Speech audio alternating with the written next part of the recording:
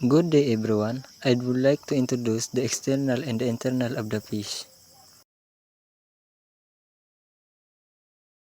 This is the external part. This is the mouth. And this is the eyes. And this is the scale. Ito po.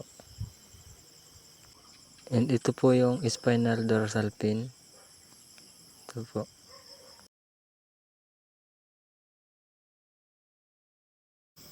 And ito naman po yung lateral line.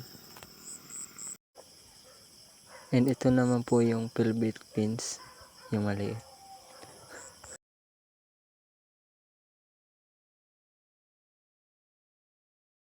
At ito po yung operculum or gill cover.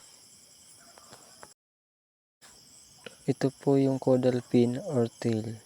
Ito po. Ito naman po yung anal fin niya. Ito po.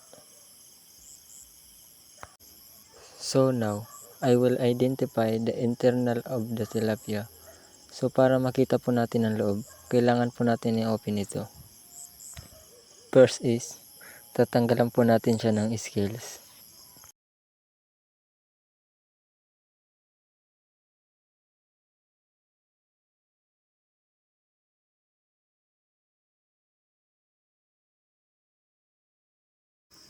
Second is, hihiwain na po natin siya.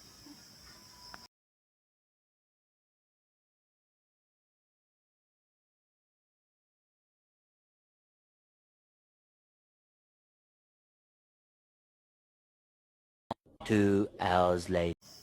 So ngayon po, nabuksan ko na po siya. Ituturo ko po ngayon yung internal niya.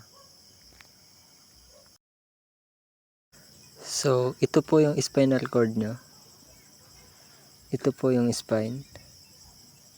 And ito po yung stomach. Ito po yung muscle. Ito po yung vent. Ito po. Ito po yung liver. Ito po, liver. And ito po yung heart. Ito pong puti, intestine. And ito po yung gills niya. Ito pong pula. And that's all po. Thank you for watching.